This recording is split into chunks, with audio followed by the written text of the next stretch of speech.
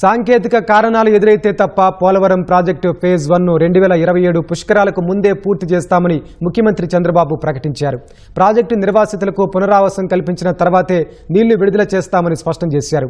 జగన్ అహంభావం, రాజకీయ కక్షలకు రాష్ట్రానికి ఉపయోగపడాల్సిన పోలవరం ప్రాజెక్టు పూర్తిగా దెబ్బతిందన్న సీఎం రివర్స్ టెండర్ల పేరిట చేసిన దగా కారణంగా పోలవరంలో 2000 కోట్ల అదనపు వ్యయమవుతోందని మండిపడ్డారు.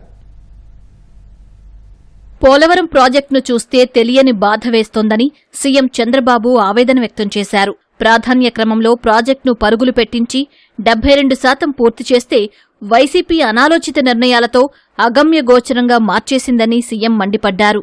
రాజకీయ కక్షలకు పోలవరం ప్రాజెక్టు బలైందన్నారు.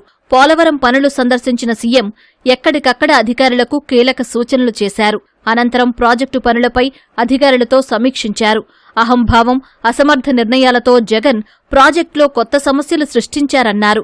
రివర్స్ టెండర్ల పేరిట చేసిన దగా కారణంగా అదనపు వ్యయంతో పాటు సమయం వృధా అయిందని చంద్రబాబు మండిపడ్డారు. ఇప్పుడిప్పుడే పనులు గాడిలో పడ్డాయన్న సీఎం వచ్చే జూన్ కల్లా పనులు పూర్తి చేసి కాలువకు నీరు ఇస్తామని స్పష్టం చేశారు. బాధేస్తుంది. ఇక్కడికి వస్తే తలుచుకుంటే ఈ రోజు ఈ ప్రాజెక్టు ఏ విధంగా ఉండాల్సింది ఇప్పుడు ఎట్లుంది అది తలుచుకుంటే చాలా బాధేస్తుంది. ఆ రోజు జరిగినటువంటి తప్పు చరిత్ర క్షమించరాని నేరం. ఒక కక్ష, తెలియనితనం, అహంభావం, రాజకీయ వివక్షత అన్నీ కలిపి మొత్తం టెండర్ మార్చేయడం, 6 నెలలు ఇంట్రెస్ట్ చేయకుండా పోవడం, ఏజెన్సీ ఆఫీసర్ లేకుండా పోవడం. ఫైనల్ గా మీరు చూస్తే డయాఫామ్ వాల్ దెబ్బతినింది కూడా ఎవరికి తెలియదు. అలాంటి అమానుషణీయమైనటువంటి వ్యవస్థ. కాఫర్ డ్యామ్ సకాలంలో పనిచేస్తుంటే ఇంత డ్యామేజ్ అయ్యేది కాదు. ఆ డ్యామేజ్ 5 ఏళ్లు ఏమీ చేయలేని పరిస్థితి. అప్పుడప్పుడు అంటా ఉంటాను, డెమోక్రసీ హాస్ పెయిడ్ ప్రైస్. ఒకసారి ఓట్లేసిన దానికి రాష్ట్రానికి జీవనాడి దెబ్బతినే పరిస్థితికి వచ్చింది. ఈ రోజు ఇంటర్నేషనల్ ఎక్స్పర్ట్స్ ని పెట్టారు. ఫైనల్ గా వాళ్ళు వచ్చిన తర్వాత, ఈ ప్రభుత్వం వచ్చిన తర్వాత మేము పర్సూ చేశాం గట్టిగా కేంద్రంతో. మళ్లీ ఏం చేయాలని భర్జన పడిన తర్వాత 2-3 నెలలు ఫైనల్ గా వేరే డయాఫామ్ వాల్ తప్ప అది దెబ్బతింది. 4-5 ప్లేసెస్ లో డ్యామేజ్ అయింది. ఇది చాలా ప్రాముఖ్యత కలిగిన ప్రాజెక్టు. ఫెరోషియస్ రివర్ ఇది. ఏదైనా జరిగితే చాలా ప్రమాదం వస్తుంది. కాబట్టి no compromise. Better to go new diaphragm wall.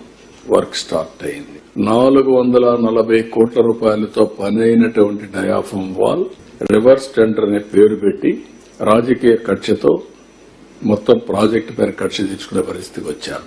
ఇప్పుడు ఒక్క డయాఫామ్ వాల్ 990 crores, 440 కోట్లు కొట్టుకొనిపోయింది. ఈ రోజు 990 crores ఖర్చు పెట్టే పరిస్థితికి వచ్చాం.